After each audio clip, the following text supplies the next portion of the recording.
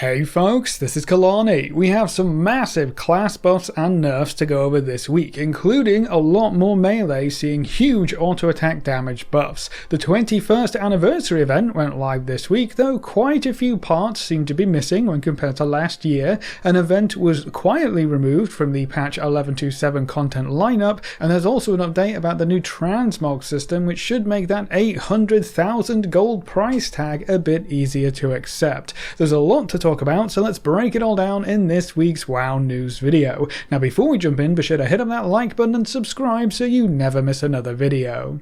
Let's kick things off with this week's round of class changes, buffs and nerfs. We're going to see a lot more big auto-attack damage buffs for the melee specifically, so keep that in mind as we work through the notes. For Death Knights, Blood will see a 150% buff to their auto attacks, Blood Boil damage was reduced by 12%, Deadly Reach now deals 75% of Death Strike damage to additional targets hit, Blood Shot now increases all damage by 8% when Blood Shield is active, and there's a new talent that reflects damage back to attackers while you have a Blood Shield active. Frost only has one change this week, but it's a huge 400% buff to their auto attack damage. For Unholy, quite a lot of talents have been redesigned or updated. Commander of the Dead now increases your ghoul duration based on your mastery. Their auto-attack damage was increased by 300%. Army of the Dead now summons 6 Lesser Ghouls. Lesser Ghouls only last for 6 seconds baseline, and quite a lot of talents have been nerfed, like March of Madness, providing less damage boosts for ghouls, Raise Abomination and Summon Gargoyle only putrefying 2 ghouls instead of 4.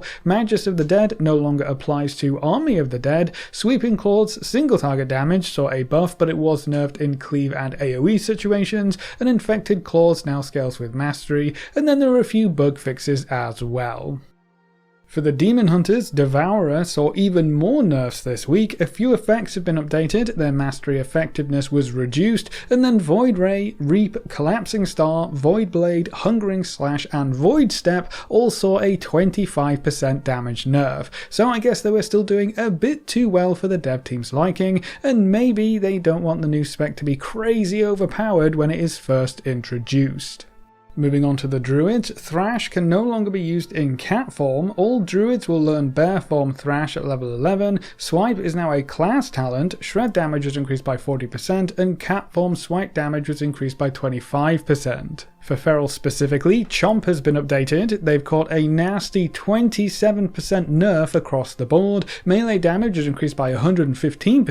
Moonfire with Lunar Inspiration damage is increased by 15%. Feral Frenzy damage is up 15%. Chomp damage is increased by 10%. Unseen Slash, Bleed and Swipe damage was increased by 30%. Merciless Claws was buffed up slightly, and some effects relating to Thrash have been removed. For Guardian, they have a couple of new talents. Their Apex talents were updated, Dreamer's Scenarios was updated to a proc per minute effect, Ursoc's Fury was buffed up to 40%, and some talents were removed or moved around.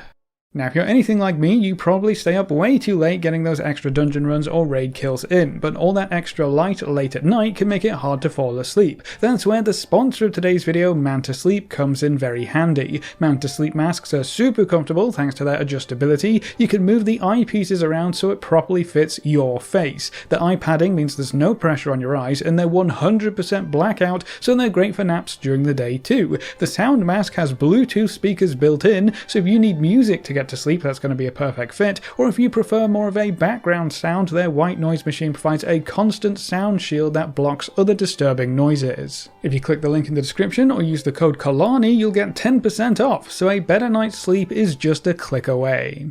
Now getting back to the video, Evokers are up next, and they only have a couple of changes this week. For Augmentation, Eruption casts by your duplicate had their damage reduced by 30%, and they also saw a 10% reduction to all spell and ability damage. The dev team are probably keeping a close eye on Augmentation specifically with all of their other changes coming through. For the Hunters, Marksmanship will see some buffs to True Shot to reduce the cooldown of aimed shot further. The new Quick Draw talent causes aim shot to give you a significant movement speed boost for a very short window that should help with stutter stepping your shots and positioning well. Aim shot cooldown was increased and its cast time was reduced. Kill shot damage was buffed by 75% and rapid fire was increased by 100%. And then for survival, Strikers 1 was updated to also increase your pet's damage, kill command damage was increased by 200%, and auto attack damage was increased by 150%. Moving on to the mages, Frost has already seen some backpedaling. Last week Shatter was nerfed quite significantly, and that's being reverted somewhat, so Shatter damage has been increased by 50% this week. Thermal Void now also triggers from Brain Freeze, Flurry damage was reduced by 15%, and the Ice Lance Shatter stack change was reverted as well. Maybe this kind of update is what the dev team meant when they said we'd see balance tuning happen much faster. Usually we'd have to wait at least another week to see some over nerfs reverted, but I guess we'll see what the next few months bring our way. For the monks, Mistweaver has a lot of changes. Enveloping Mist mana cost was reduced, Mana Tea will restore more mana, Rushing Wind Kick's mana cost was reduced by 50%, Soothing Breath healing was increased by 100%, and Enveloping Mist saw a 50% buff, but they did get a 5% nerf overall. Jadefire Teachings and Ancient Teachings will transfer less damage done, and then Revival and Restoral healing were increased by 100%. So lots of back and forth for Mistweaver this week. Now for the Windwalkers, Singularly Focused Jade now increases Jadefire Stomp's damage by 300% down from 500%, Celestial Conduit damage saw a hefty 75% nerf, Zenith Stomp damage was reduced by 33%, Jadefire Stomp damage is down 66%, and they'll see a 13% nerf across the board on top of all of that, but they will see a 200% increase to auto attack damage. So not super ideal changes for Windwalker this week. Paladins are up next, and for Holy, Avenging Crusader has been updated to now grant Crusader Strike for its duration. Crusader Strike now transforms damage into healing, it no longer increases the damage of Judgment, and auto attack damage will be buffed by 1000% for its duration instead of 30%, which sounds absolutely insane. Crusader's Might was updated to also cause Crusader Strike to decrease the cooldown of Judgment. For Retribution, Crusading Strikes will once again replace your auto attack and be a choice node with Templar Strikes, but you will auto attack 50% slower. Crusading Strikes damage is being increased by 200%, and auto attack damage has been increased by 300%, but that will not affect Crusading Strikes. And then Hammer of Wrath damage was increased by 30%. So Retribution will be able to carry forward that passive version of Crusader Strike, which will free up a slot on your action bar and feel very similar to how they play in the War Within right now. For the priests, Depth of Shadows was moved into the Shadow and Disc trees, and Void Wraith has been redesigned. For Discipline, the number of Void Shields you can have active is now uncapped instead of being limited to 3, so there's some huge potential there. Atonement was nerfed to heal for 50% of damage done, down from 60%, so we're playing that back and forth once more. Mind Blast damage was reduced by 30%, and Shadow Fiend was removed entirely. For Shadow, Shadow Fiend and its variants have been removed as well, and replaced with proc-based versions instead. There are a few new talents to give your shadowy apparitions more interactions and let your Tentacle Slam apply more debuffs. Mental Decay will no longer extend your debuffs, but it increases the damage of Mind Flay by 25% up from 15%. Surge of Insanity was nerfed down to a 15% damage increase from a 60% increase, so that's a pretty hefty nerf, and then Mind Flay and Mind Flay Insanity damage were increased by 40%. Moving on to the rogues, Subtlety has a whole bunch of changes this week. Rupture and Symbols of Death were removed, and some of their effects moved onto other abilities. There are some new talents to explore, quite a few talents have been redesigned to be simpler, and a lot of their damage has been shifted around. They'll see a 17% nerf for all ability damage, melee auto attack damage has been increased by 82%, and Shadow Strike damage will see a further 10% nerf. Backstab and Gloomblade damage are increased by 20%, Shuriken Storm damage is up 50%, Eviscerate damage saw a 14% buff, Black Powder is up 9%, Secret Technique damage will see a 26% buff, and Dance Macabre effect damage will be increased by 110%. Shadow Dance's duration was reduced to 6 seconds baseline, but its cooldown was also reduced to 20 seconds, so you'll have it more often, but it won't last quite as long. And then quite a few effects that used to trigger from Symbols of Death will now trigger from Shadow Dance instead. For the Shamans, they have almost no notes again, which definitely doesn't bode well with how many updates the other classes are receiving, but Enhancement will be getting a 300% buff to their auto attack damage, so that's definitely not insignificant. The Warlocks are up next, and Affliction has a lot of changes. There are quite a few new talents, some talents and effects have been redesigned, there are some interesting new AoE options, unstable affliction damage was reduced by 75%, which seems like a pretty hefty nerf, and the talent tree has been shifted around quite a bit, with a handful of talents being removed completely. For Demonology, there's a new talent to empower your Felguard's Fellstorm, Blighted Maw has been updated, Summon Demonic Tyrant has been updated to only benefit from Wild Imp and Dreadstalker demons, and then the damage bonus is actually going to be applied from currently active demons, not from active demons when the Tyrant is summoned. So summoning demons after you've used your Tyrant will actually still provide that damage boost, making Tyrant quite a bit easier to use and less punishing if you get it wrong. Implosion damage was also increased by 500%, and Aura of Contempt was removed. And then last but not least, we come to the Warriors. For Arms, they're going to see a 20% nerf for all damage and abilities, which is definitely going to sting, but their auto-attack damage was increased by 150%. I wonder how much of the all-ability damage nerf was to offset that melee damage increase. Fury will see a 200% bonus to their auto-attack damage, and their Apex talents have been nerfed already, reducing that buff extension from 2 seconds to 1 second.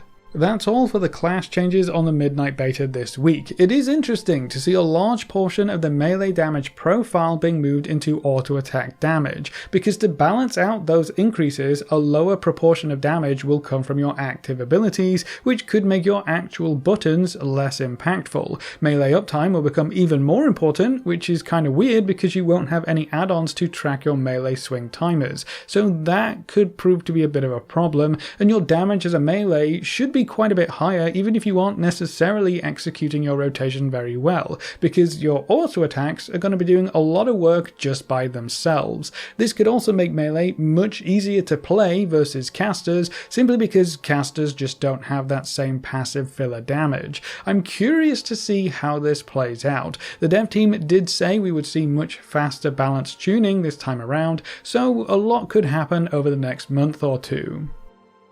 Now, in other Midnight news, this week we got our first hands-on experience with the big transmog updates coming in the Midnight expansion. If you have no idea what I'm talking about, I'll give you a link in the comments to the video where we went over all of the changes, because they are pretty significant. If you like to tinker about with your transmogs even a little bit, you will want to know about these changes. One specific change that raised a lot of eyebrows was the outfit slot unlock costs. You can have up to 20 outfits to play around with, which sounds like a lot of fun when you add the situations mechanic into the mix, but unlocking all 20 of those slots would cost almost 800,000 gold. On top of that, the outfit slots were not account-wide on the beta, so naturally we assumed each character would have to fork over 800,000 gold to unlock all of their slots individually. Thankfully, the dev team did respond to a post on the official forums saying that the plan is for the outfit slots to be an account-wide unlock, so you should only have to unlock each slot once, and then all of your characters will have access to your unlocked slots. So if you do manage to buy all 20 slots, all of your characters will have those 20 to play with, and you only ever have to buy them once, so that is some very good news on that front. The post did talk a little bit about the gold cost, but only to say that the gold price would not increase with the added account-wide functionality, which, I mean, I would hope not. Almost 1 million gold is already quite expensive, but that kind of tells me the dev team don't really plan to reduce the gold cost either. But at the very least, those outfit unlock prices should be a one-time account-wide deal. Moving on, World of Warcraft's 21st anniversary event started up quite quietly this week, so I wouldn't be surprised if you didn't even notice. The celebration grounds are active once again, just outside of the Caverns of Time in Tanaris, and the event seems to be largely the same as the 20th anniversary event, with a few changes. There's a new transmog to pick up from the armor vendor, a couple of vendors are missing, you can only do the Blackrock Depths raid on LFR mode, and the quests related to the raid don't seem to to be active, and the vendors who you trade time-warped relic coffer keys into are missing as well. None of the daily or weekly quests reward boxes of gear this year either, so the anniversary event doesn't provide a gear catch-up like it did last year. The event still provides all of your characters with a 10% bonus to all experience and reputation gains, and that buff is actually active in Legion Remix, so you can level a bit faster in Legion Remix right now too. The daily quest that provides an extra 10% experience and reputation gains is still available at the Celebration Grounds, so if you want to level up any alts outside of Legion Remix or farm some reputation and renown, that's definitely worth picking up, and you can still take part in the mount matching, the transmog competition, and listen to Lorewalker Cho's stories. All of the world bosses are also active too if you want to go hunt those down. The anniversary event will run until December 7th, so you've got 3 weeks to enjoy the festivities. As part of the anniversary event, the gilded Brutosaur mount has returned to the cash shop at the same price as last year, a whopping $90. None of the extra incentives that were data mined are included for Western Realms, like the extra Trader's Tender that was seen in some data mined images, so it's just the Brutosaur mount at the same price point, so nothing too special going on with it. But with it back in the shop for the 21st anniversary, that does beg the question, will this mount pop back up every single year? I guess we'll have to wait and see what the 22nd anniversary brings us, but that might mean if you don't have enough gold to exchange for Battle.net balance to buy the mount this year, you might be able to pick it up next year if you really want it. So I guess the FOMO on this mount may have been a bit of a trap back during the 20th anniversary event.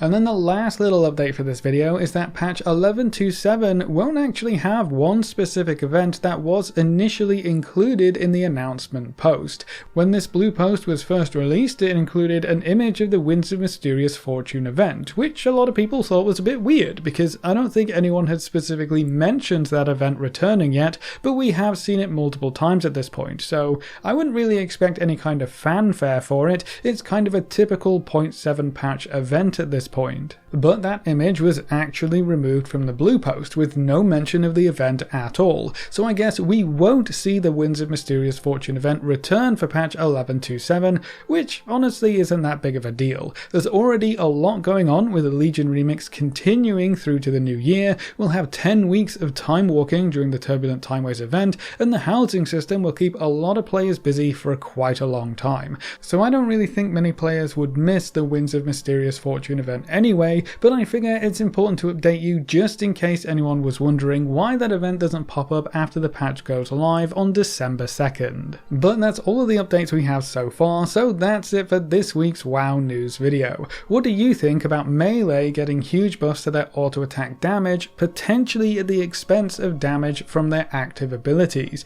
Leave all your thoughts in the comment section below. A big thank you to all of our supporters over on Patreon and to all of our members here on YouTube. You can see the names floating by on screen. If you're interested in supporting the channel, you can find links in the description or click the join button just below the video. If you enjoyed the video or found it useful in any way, make sure to subscribe and ring that notification bell so you're always kept up to date. Thanks for watching folks, good luck and have fun, and as always I will see you next time.